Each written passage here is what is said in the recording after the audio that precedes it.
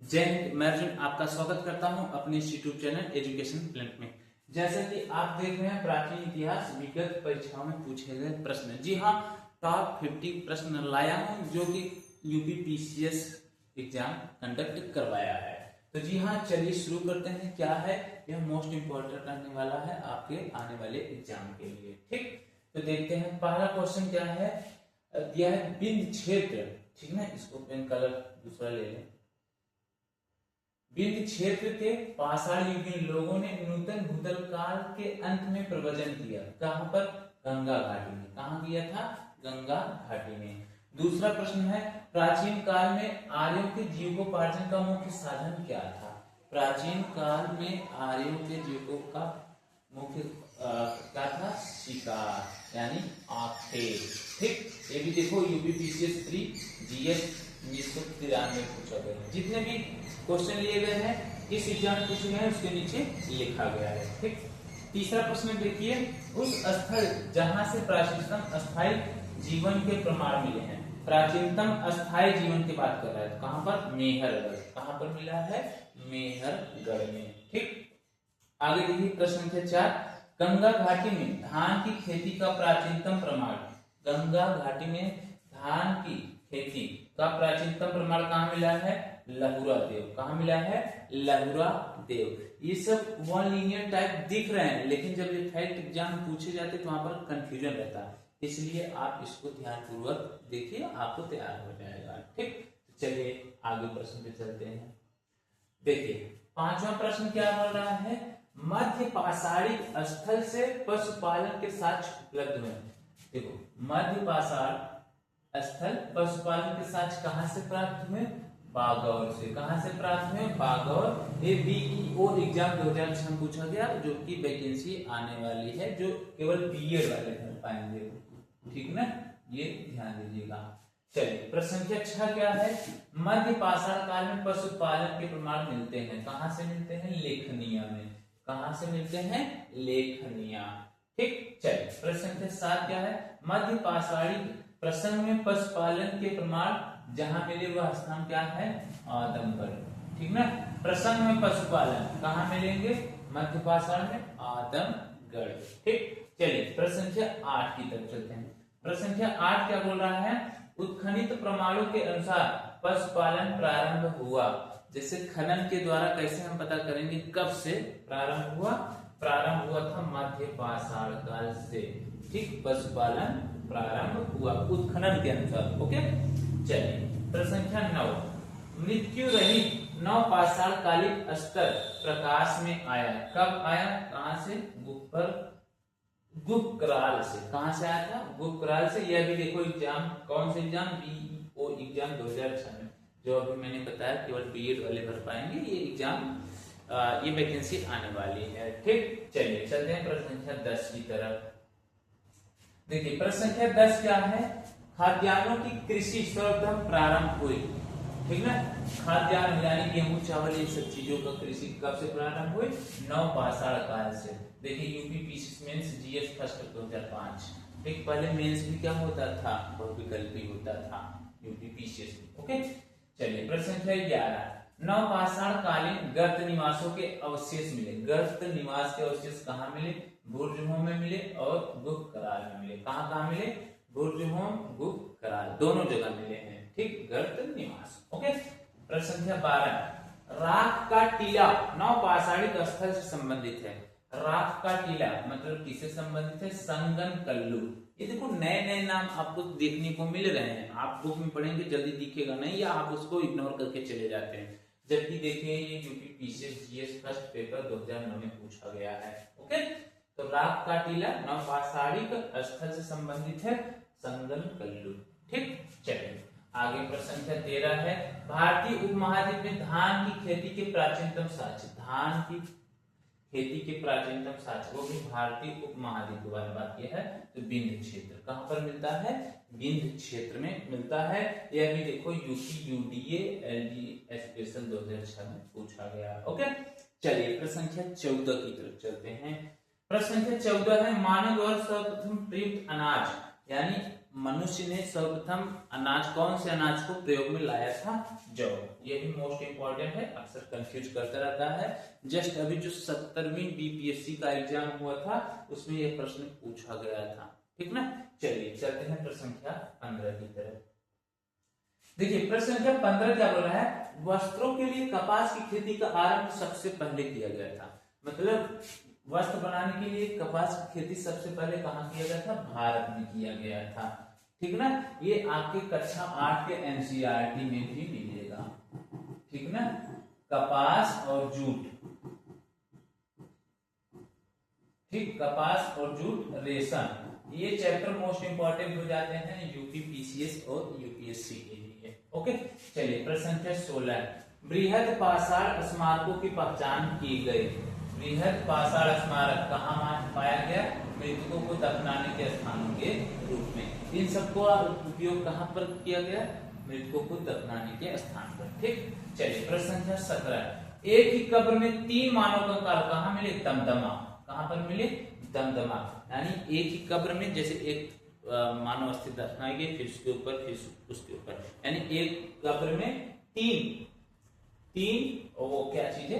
मानव कंकाल कहाँ मिला? दमदमा में। ओके, प्रश्न संख्या 18 देखते हैं। विंध्य क्षेत्र के वह शिलाश्रय जहां से सर्वाधिक मानव कंकाल मिले हैं, सर्वाधिक मानव कंकाल कहाँ मिले हैं? लेखहिया। कहां से मिले हैं? लेखहिया से। तो ये भी देखिए 2016 में पूछा गया लेटेस्ट क्वेश्चन है। चलिए प्रश्न संख्या 19 देखते हैं। भारत में वह शिलाश्रय जहां से सर्वाधिक चित्र प्राप्त हुए, ठीक ना। कौन सा ऐसा शिलाश्रय है भारत में जहां से सर्वाधिक चित्र प्राप्त हुए? भीमबेटका, ठीक। ये भी बहुत ज्यादा पूछता है, जो कि कहां पर है? मध्य प्रदेश, एमपी, ठीक ना। भीमबेटका भारत में वह शिलाश्रय है जहां से सर्वाधिक चित्र मिले, ठीक। चलिए चलते हैं प्रश्न संख्या 20 की तरफ। देखिए प्रश्न संख्या 20 क्या बोला है? प्रश्न संख्या 20, दधेरी एक पर्वतीय हड़प्पी पुरास्थल है। ये कहां पर है?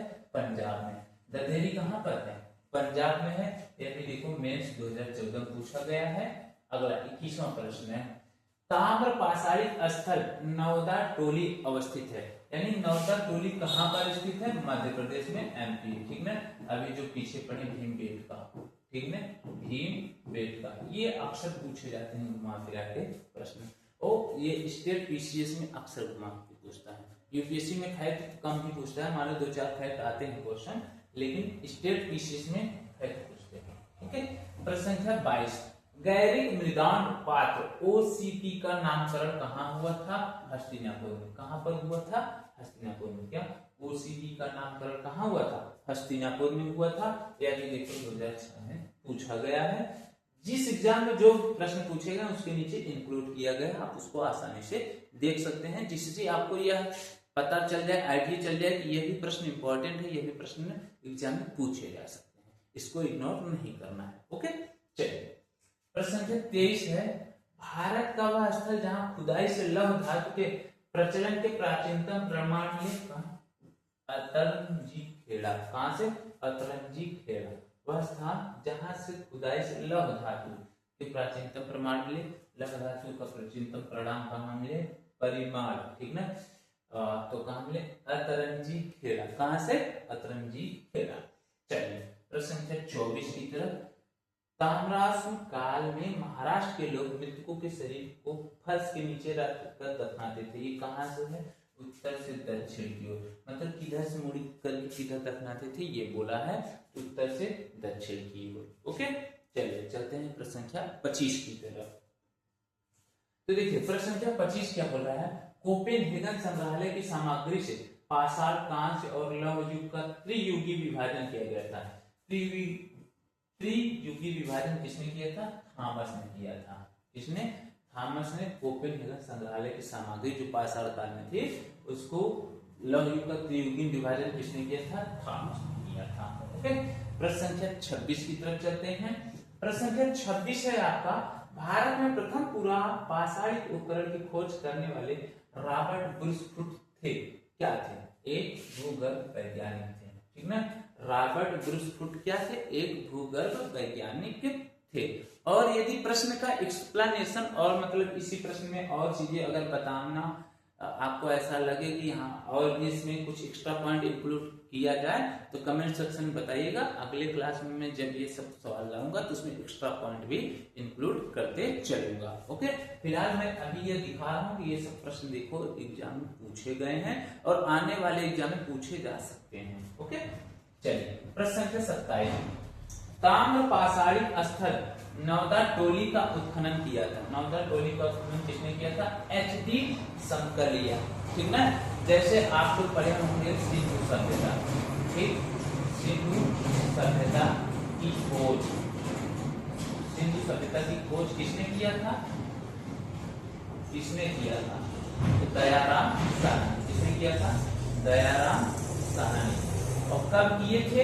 1921 में। कब किए थे? 1921 में। और इसी तरीके से मोहनजोदड़ो की खोज, मोहनजोदड़ो की खोज किसने किया था? ठीक है, मोहनजोदड़ो की खोज किसने किया था? ये अक्सर पूछते हैं एग्जाम में।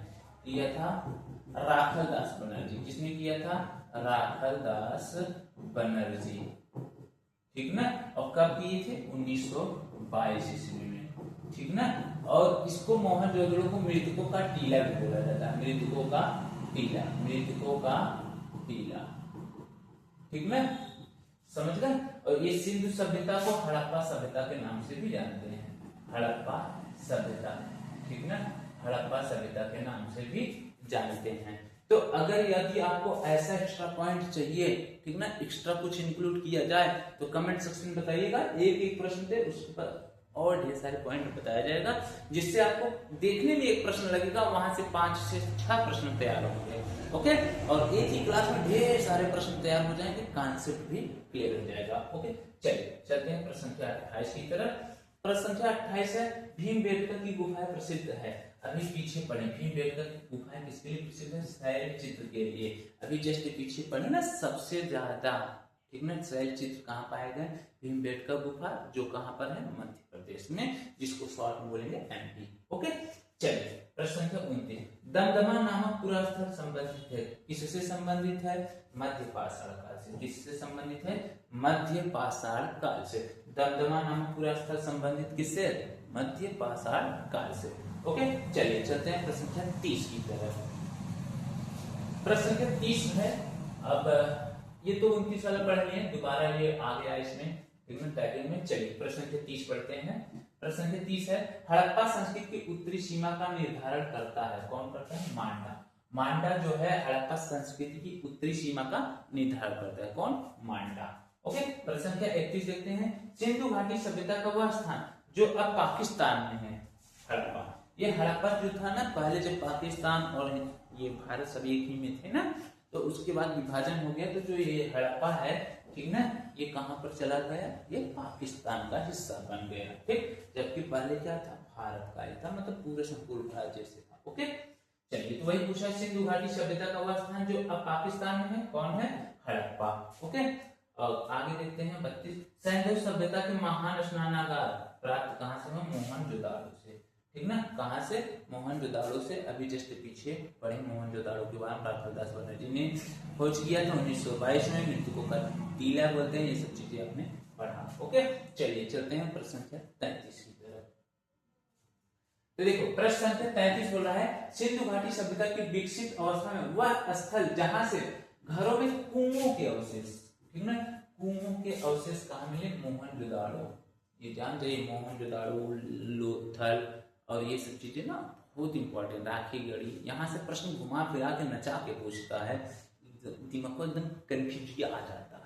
ठीक, तो देखिए, सिंधु घाटी सभ्यता की विकसित अवस्था में वह स्थल जहां से घरों में कुओं के अवशेष मिले, मोहनजोदड़ो से। ठीक ना, देखो ये कितनी बार पूछा है, 2004 में पूछा गया, एग्जाम 2003 में, 2004 में दोबारा पूछा गया है। ठीक, चलिए मतलब क्या होता है, प्री और मेंस ऐसे करके होगा ना, पूछा होगा। ओके, चलिए प्रश्न संख्या 34, सिंधु घाटी सभ्यता का पत्तन नगर, ठीक ना, पत्तन नगर क्या था? लोथल। ठीक ना, सिंधु घाटी सभ्यता का पत्तन नगर कहाँ था? लोथल। और यह लोथल कहाँ पर है? आपका गुजरात में है। कहाँ पर है? गुजरात में। लोथल कहाँ पर वर्तमान मौजूद है?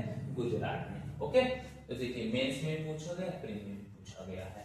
अब 35 नंबर प्रश्न है, मृग पट्टिका पर उत्कीर्ण सींग युक्त देवता की कृति, सींग युक्त देवता की कृति कहां से? लोथल से, ठीक है। कहां से प्राप्त हुई?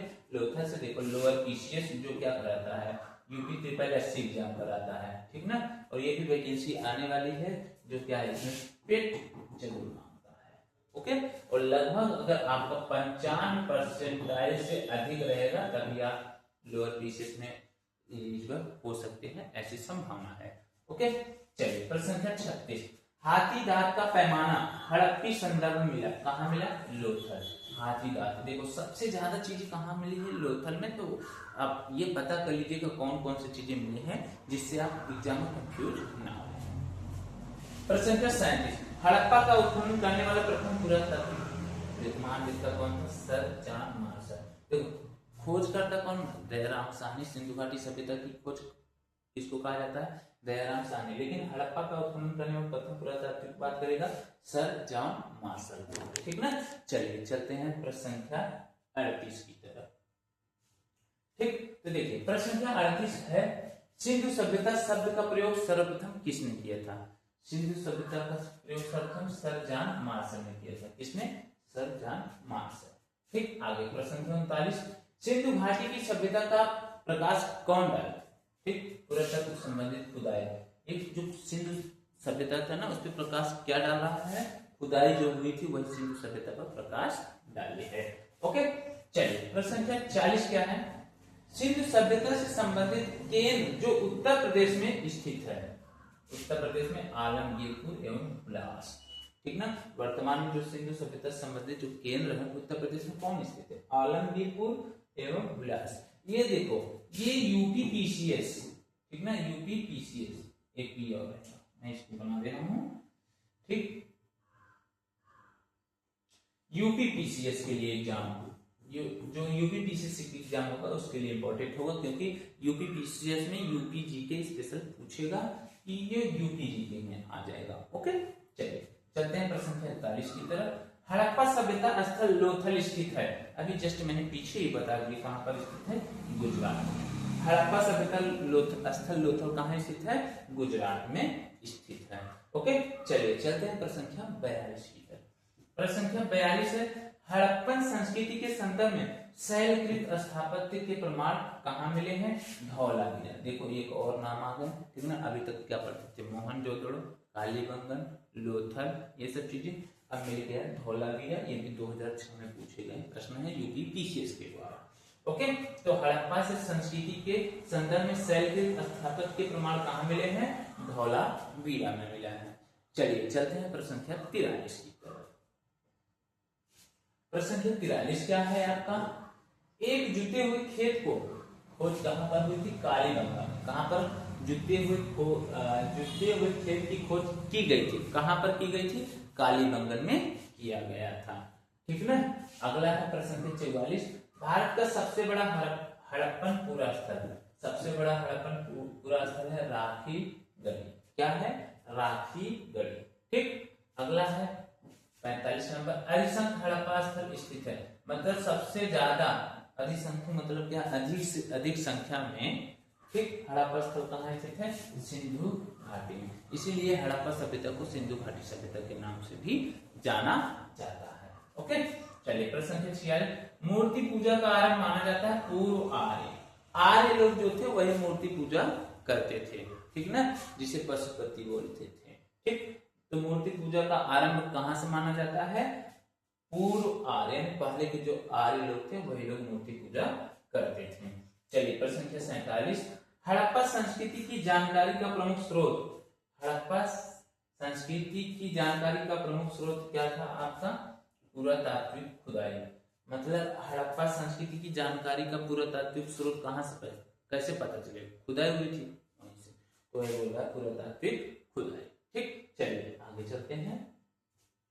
अब ये एक पेज और है, हमने जैसा कि बताया था कि 50 क्वेश्चन है, 48, 49, 50 डिस्कस कराते हैं।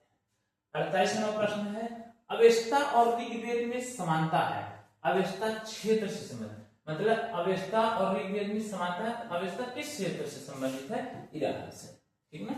अवेस्ता किस क्षेत्र से संबंधित है? ईरान, ठीक, जैसे हम लोगों के यहाँ क्या है, धार्मिक ग्रंथ ऋग्वेद माना जाएगा पुराना, तो वहां ईरान में अवेस्ता माना जाता है, तो इसीलिए बोला जा रहा है अवेस्ता और ऋग्वेद समान है। जैसे हम लोगों के लिए गीता, ठीक, मुस्लिम परिवार के लिए क्या हो गया आपका वो जो बोलते हैं कुरान, ठीक ना, और जो ईसाई वाले होते हैं उनके लिए अलग से जो चीजें होती है, ठीक। तो सबका धार्मिक पुस्तक अलग अलग है, लेकिन सबका मतलब एक ही है, ठीक। तो वैसे ही अवेस्ता और ऋग्वेद में समानता है, तो अवेस्ता ईरान से संबंधित है और ऋग्वेद भारत से संबंधित है, ठीक ना। चलिए आगे चलते हैं।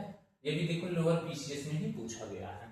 प्रश्न संख्या 49, भारत में कपास की खेती का सबसे पहला साक्ष्य मेहरगढ़ में, कहां पर मिला था, मेहरगढ़ में। कपास की खेती का सबसे पहले साक्ष्य कहां मिला था, मेहरगढ़ में मिला था। ओके, चलिए प्रश्न संख्या 50 देखते हैं। हड़प्पा का वह स्थान जहां पर मिट्टी के हल की आकृति मिली, मिट्टी के हल की आकृति, ठीक ना।